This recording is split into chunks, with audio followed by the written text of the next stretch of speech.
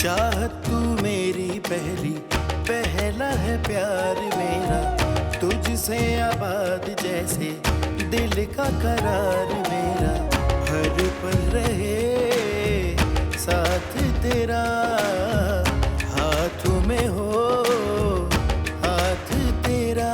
तू आशिकी मेरी कब से, मेरी इल्तिजा है यही रब से, तू ही मिले मुझे हर जगह मेरे खुदा, मेरे खुदा. من دیگه میرم. به دخترم ویدا میگم برگرده. به دانیالم بگین مواظبش باشه. داداش سعید، شما تصمیم عاقلانه و خوبی گرفتی. اگه ممکنه اونو ببخشین، شاید با بخشش از حجم غمتون کم بشه.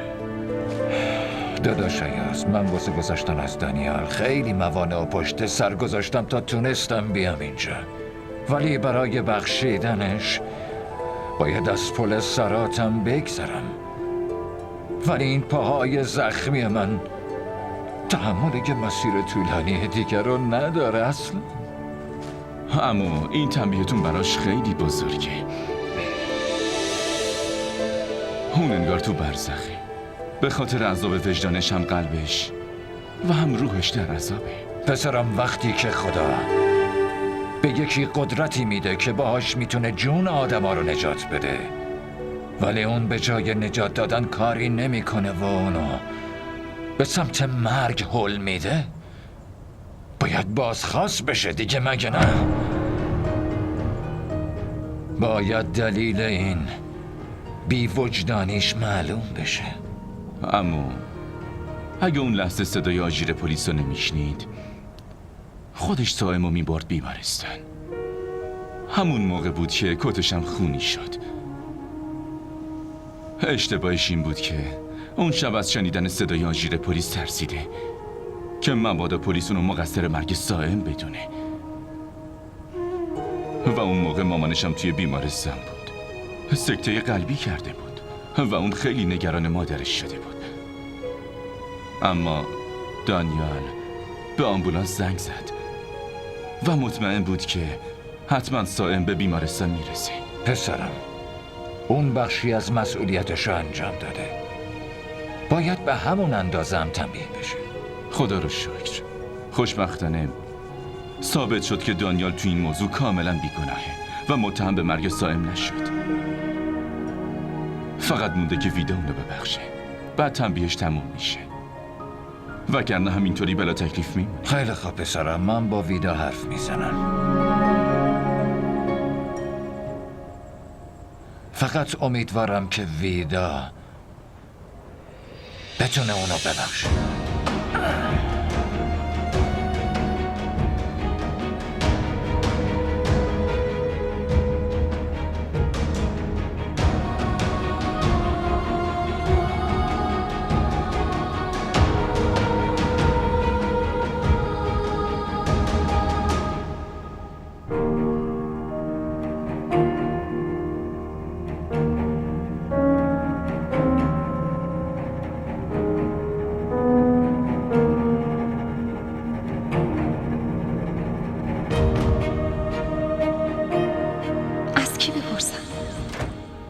هیچ کدوم زنگ نزدن و خبری هم ندادن. آیزو گفته بود خبر میده، ولی از اونم هیچ خبری نیست. از داداش دانیالم همینطور، معلوم نیست کجا رفته. یه کاری میکنم، اول از آیزو میپرسم. آره. خاله جان، اون دختر شماست. چطور میتونه دل کسی رو بشکنه؟ و در ضمن اون خوب بلد احترام بذاره. حق با توه. من به دل رحمی دخترم کاملا ایمان دارم. اون بلد نیست دل کسی رو بشکنه. اما حرفای بیرحمانه بعضی‌ها ممکنه باعث ناراحتی اون بشه. نه خاله جان، اینجوری نمیشه. شما ببخشید. الو رافه. آره تو نگران نباش، برای استقبال از ویدا آماده شو. راستی مامانم کجاست آیسا؟ خاله شهناز الان اون طرف با ویدا داره حرف میزنه. انشالله موفق میشه. انشالله. فعلا خداحافظ. آیزا نکنه به شهناز بی احترامی کنه ها؟ آخه نسیمه باعث شده هوش و حواس ویدا کلن از سرش بپره. من میرم پیششون.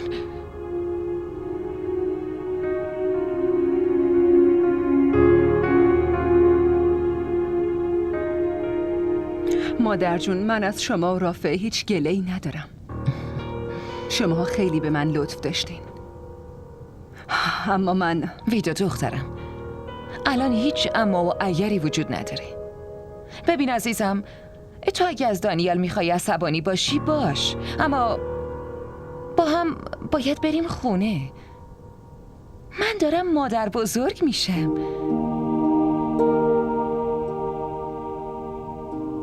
میخوام کنار عروس هم باشم، از عضو جدید خانوادم استقبال کنم.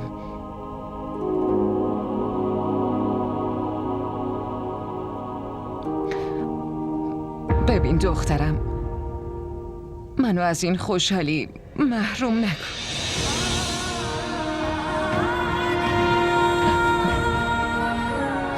آبجی این کارو نکنین. ویدا اگه یک کلمه از دهنت بشنوم دیگه. لطفاً آبجی زینب، ویدا رو دعوا نکنین. جوونه و خامه، بهش چیزی نگی.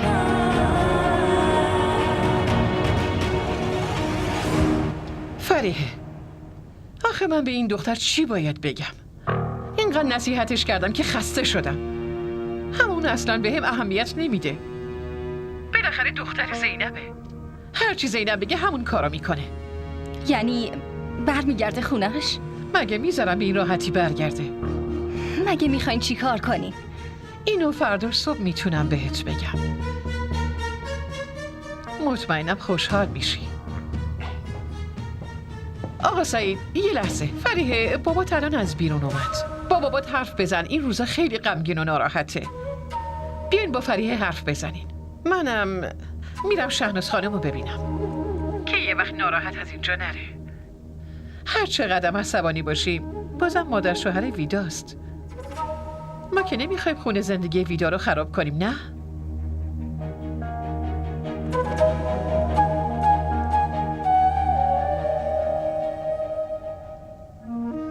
الو دخترم، چطوری بابا؟ پسرم فراز چطوره ها؟ من حالم خوبه بابا، فرازم خوبه. شما خوبین؟ این روزا حالتون چطوره؟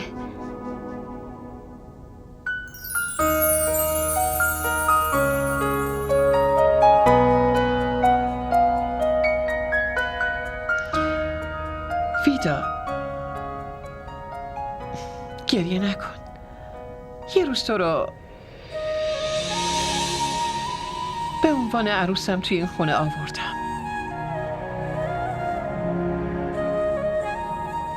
ولی امروز خودم باید به عنوان دخترم بفرستمت خونه شهناز. زنده باشی. خدا خوشی‌های دنیا رو نصیبت کنه. عزیزم، من تلاش میکنم که دنیا رو ببخشم.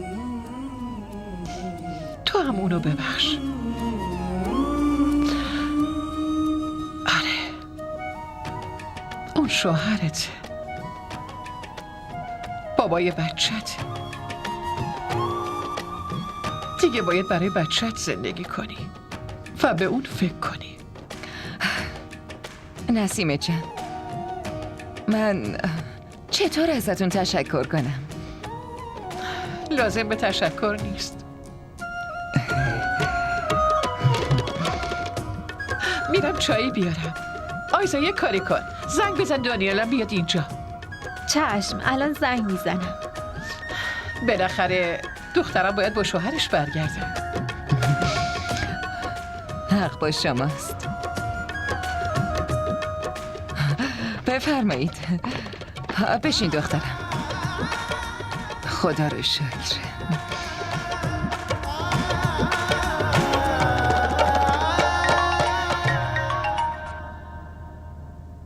چی داری میگی تو؟ خاله نسیمه منو بخشید؟ خیلی خوب دارم میام. الان میام دنبال ویده. آره میام.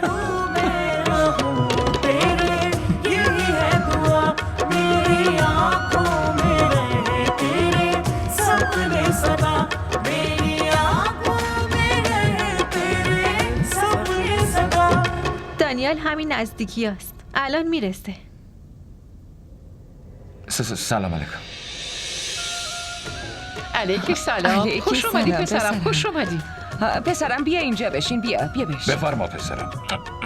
بشین بابا. برو مادر.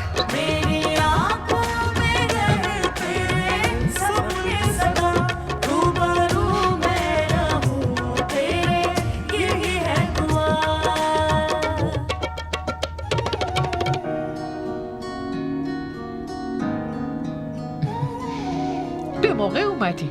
بیا چایی بخور. پسرم اون چایی که اونجاست لطفاً بدش به من. از اینجا هم برای خودت چایی بردار، تازه آوردن. چشم.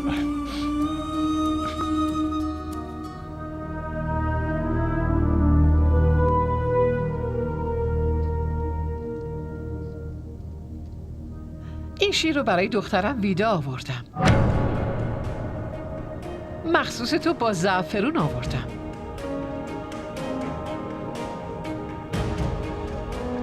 فکر کردم امروز از دست زنموش بخوره تا دیگه از این به بعد مادر شوهرش بهش بده. زنمو اصلا نمیتونم. مخالفت نداری. آفرین. بخورش. بسم الله بگو.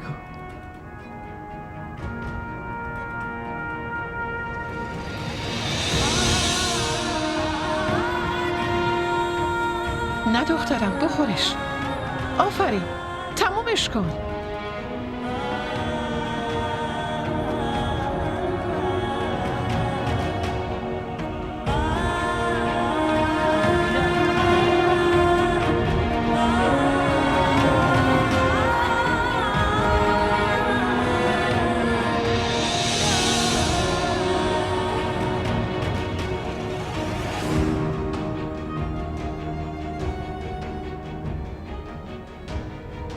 ویدا دخترم امشب همینجا بمون. من یکم باهات حرف دارم عزیزم.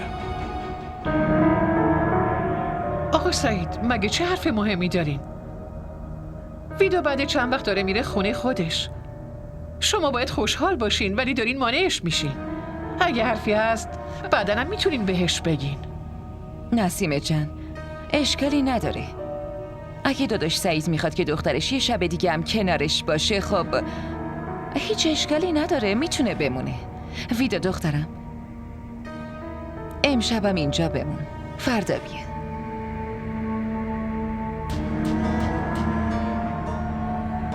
ممنون خواهر. من خودم فردا ویدا رو میارم. حتی زینب و نسیمه هم میان اونجا. با این کار خیلی خوشحالم میکنین. حتما بیاین، منتظرتونیم. آره عمو جان، حتما بیاین. خب ویدا، مواظب خودت باش. فردا شب میبینمت.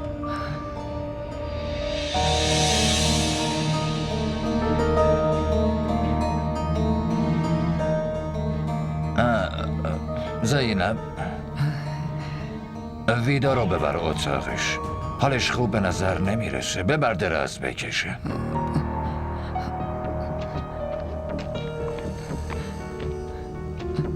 ویدا، چی شده دخترم؟ سرم داره گیج میره. بیا، پاشو بریم تو اتاقت. پاشو، زن آفرین. داداش، اگه میرفت خونه و استراحت میکرد بهتر نبود؟ دانیال خودش دکتر، اگه حالش خیلی بد بشه چی؟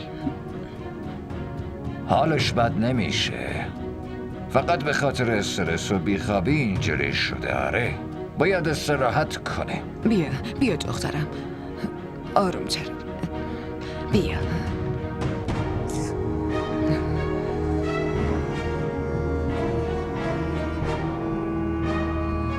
خب داداش، با اجازهتون ما بریم دانیال. عمو جان اگه حال ویدا خیلی بده من میتونم بمونم. آره نه پسرم، ما خودمون مراقبشیم. فقط تو از این به بعد حواست به دخترمون باشه. خداحافظ. خداحافظ نسیمه جان. بفرمایید. خداحافظ. خداحافظ. خواهر مراقب ویدا باشین. چشم حتما. شما نگران نباشید. که خوب. خداحافظ داداش. بیا پسرم. خداحافظ.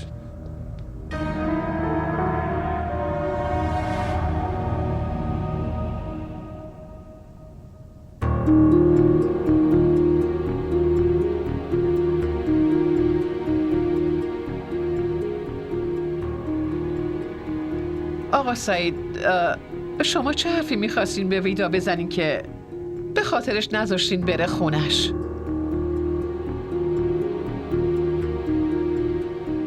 ببین نسیمه، یه چیزی رو خیلی خوب توی ذهن و مغزت فرو کن. ویدا نه تنها برادرزادمه بلکه دخترمه، درست مثل فریه. و وقتی من بدی در حق فریه رو اصلا نمیتونم تحمل کنم، پس در حق ویدا هم نمیتونم. متوجه شدی؟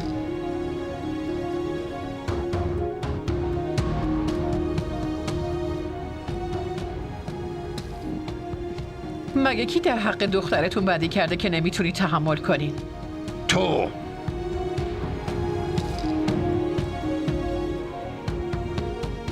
تو از همون اولم با ویدا لج بودی و اذیتش میکردی.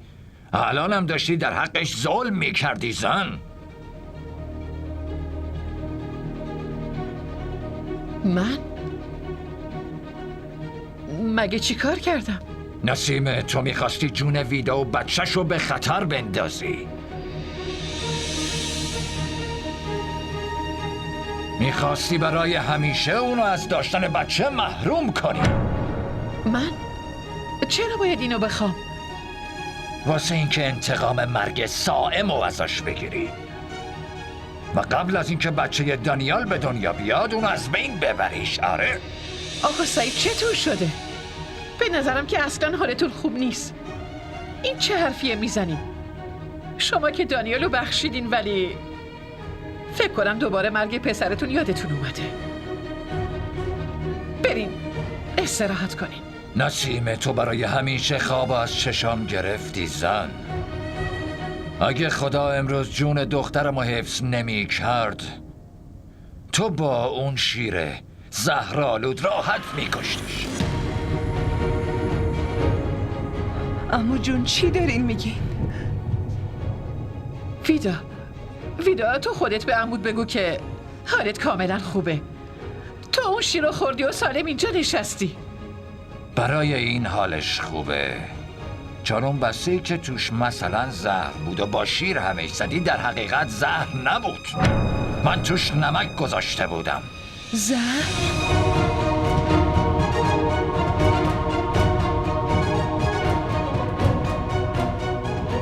اون زهر الان پیش منه. بیا بگیرش ازم. همش دروغه، اشتباهه. شما بازنداداش و برادرزادت دارید به من تهمت میزنین. این نمایشی که تو این خونه به پا کردین و به هیچ وجه نمیذارن برنده بشین. من چطور میتونم با ویدا همچین کاری کنم؟ آقا سعید اون مثل دخترمه. شما با اینا همدست شدین و نمیدونم چرا به من تهمت میزنین. من الان میرم با فریحه حرف میزنم. نمیذارم با هم این کارو بکنین. نمیذارم همچین تهمتی بزنین.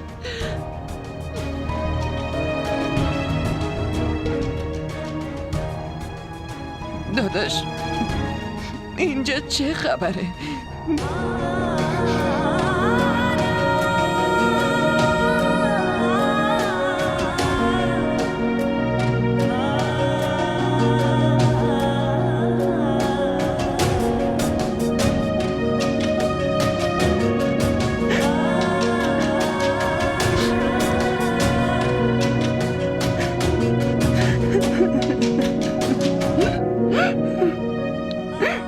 اینا از بدشانسی منه زینب که زنی مثل نسیمه همسر منه. ولی این واقعیته که نسیمه میخواست به ویدا آسیب برسونه. ولی خدا رو شکر که من نقششو خیلی زود متوجه شدم.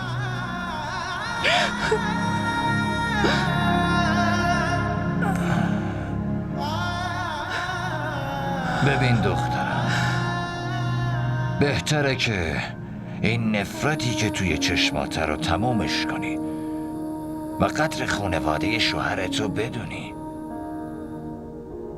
دیدی که نفرت با آدم چی کار میکنه؟ به هر حال فردا میبرمت خونه شوهرت.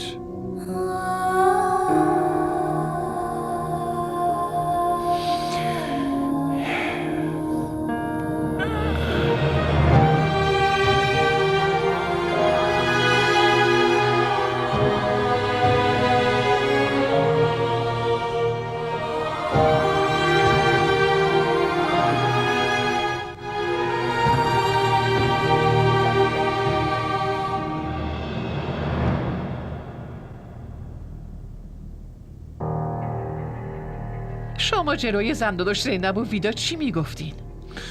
بعد مدتها داشتم واقعیت رو میگفتم. اینکه تو چه آدم خیانتکار و درویی هستی زن. براتون سوء تفاهم شده. چرا باید به ویدا زهر بدم؟ چرا اینطوری فکر میکنین؟ عجب، سوء تفاهم؟ باشه، وایسا.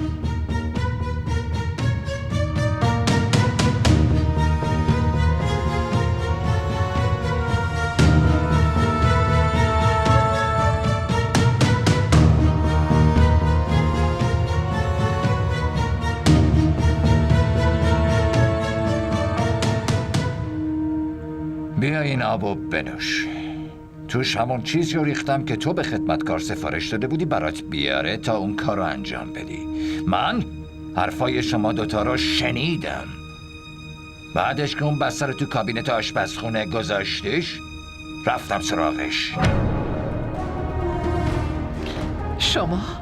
آره من دیدمش، چون پشت سرت اومدم توی آشپزخونه و وقتی دیدم که اون بسته رو اونجا گذاشتی برش داشتم و مواد توش رو با نمک عوض کردم. آره میخواستم بکشمش. من نمیتونم اونو تحمل کنم، نه بچه اونو. وقتی بچه من تو این دنیا نمونده محاله که بذارم بچه قاتلشم تو این دنیا بمونه. آخه تو کی هستی که مرگ و زندگی کسی رو تعیین کنی؟ نه دانیال سائمو کشته و نه تو حق اینو داری که بچه دانیالو بکشی. گوش کن چی میگم. اینا همش به خواست خدا و تصمیم اونه. تو چرا این موضوع رو نمیفهمی نسیمه؟ آقا سعید، اونا همشون با همدیگه دست به یکی کردن تا شما اینجوری فکر کنید. دانیال پسر منو کشته، اون قاتل پسر منه. من خودم تنهایی میرم کلانتری. علیه دانیال گزارش میدم. خودم اونو به روز سیاه میشونم. ببینم چی میتونه جلومو بگیره. باشه، پس نسیمه تو خودت هم یه مجرم هستی. فردا وقتی رفتی کلانتری منم باهات میام و شهادت میدم. فهمیدی؟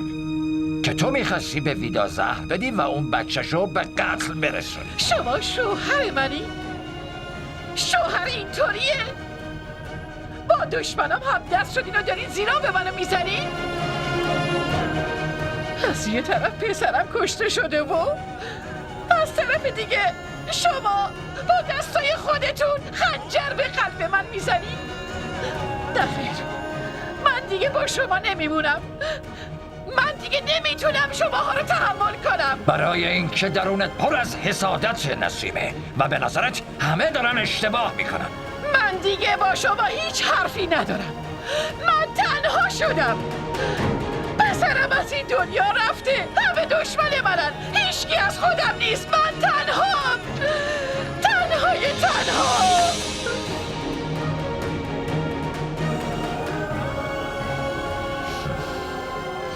آدم بدبین همیشه تنها میمونه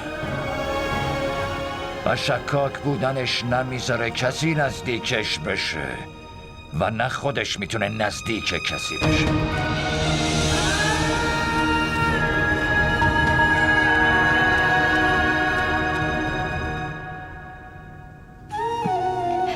میبینین از شدت ذوق چقدر خرید کردم؟ سلام. اینا دیگه چیه؟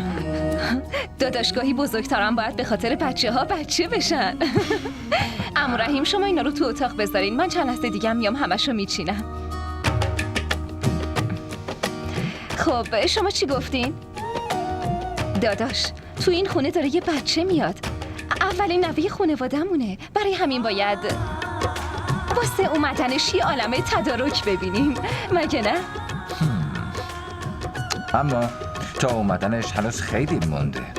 آره ولی مامانش که فردا میاد، منم قصد دارم اتاقشو برای زنداداش درست کنم تا با دیدنش خوشحال بشه.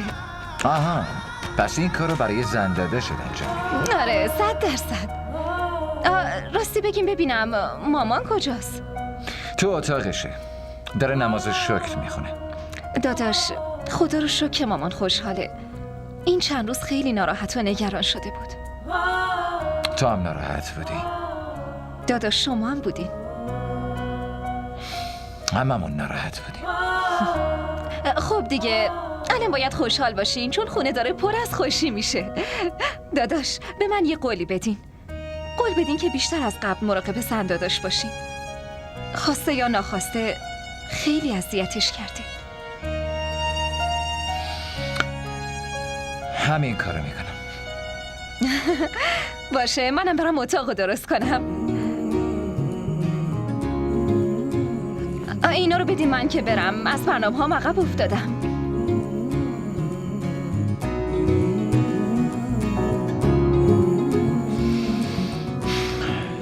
دیگه نمیذارم یه لحظه هم ازم دور بشه. اونو لیلی خونم میکنم. ای بابا مجنون شدم رفت. این عشقم عجب چیزیه. معشوقت اگه نزدیکت باشه دیوونه میشی و اگه دور باشه شاعر میشی.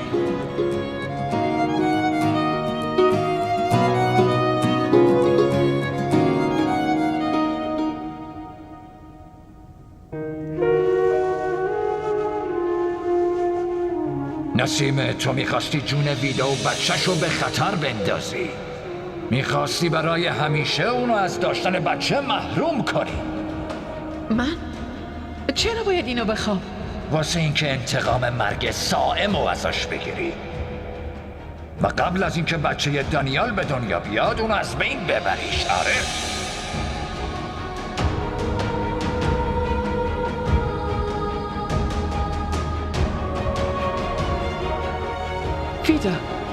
ویدا تو خودت به عمود بگو که حالت کاملا خوبه. تو اون شیر رو خوردی و سالم اینجا نشستی. برای این حالش خوبه چون اون بسیاری که توش مثلا زهر بود و با شیر همه زدی در حقیقت زهر نبود. من توش نمک گذاشته بودم. اون زهر الان پیش منه. بیا بگیرش ازم. اینهاش. دخترم از چی ترسیدی؟ مامان اگه عمو جون نمیدید زنمو داره تو لیوانم زهر میریزه و من اون چی رو میخوردم. بچم قبل از به دنیا اومدن از این دنیا میرفت. اون میمرد مامان، اصلا به دنیا نمیومد. دخترم خواست خداوند بود که تو و بچت زنده بمونین. آره اما زنمو چطور تونست با من این کارو بکنه؟ من فکر نمی کردم اون انقدر از من بدش بیاد. دخترم خدا این کارو نمیکنه، بلکه این اشتباه ها مال آدم هست و درون انسان حسادته. یکی حسادتش کمه و یکی هم زیاد. فقط شیطان دنبال فرصتی که اون بنده رو تحریک کنه. مامان من به جز شما هیچ کیو ندارم، لطفا هیچ وقت منو تنها نذاری. دخترم، خدا همیشه همراه توه. مرگا نمیدونم که یه عجلم میرسه و پیش بابات مامان میرم. لطفاً اینطور حرفا رو نزنید. خدا نکنه چیزیتون بشه. خدا عمر منم بده به شما. اگه چیزیتون بشه من چیکار کنم؟ دیوونه، تو باید به خاطر این بچه زندگی کنی. منو ببین، قراره انقدر عاشق بچت باشی که دیگه کسی برات مهم نباشه. مامان من کافیه دیگه، فکرای منفی نکن. یالا یا آیت الکرسی بخون مادر، بخواب. در ضمن فردا باید بری خونه خودت.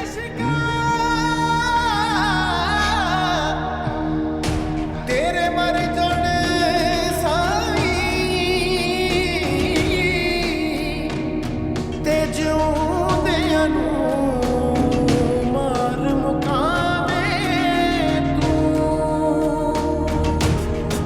बुक बुक पीवे खून जिगर दा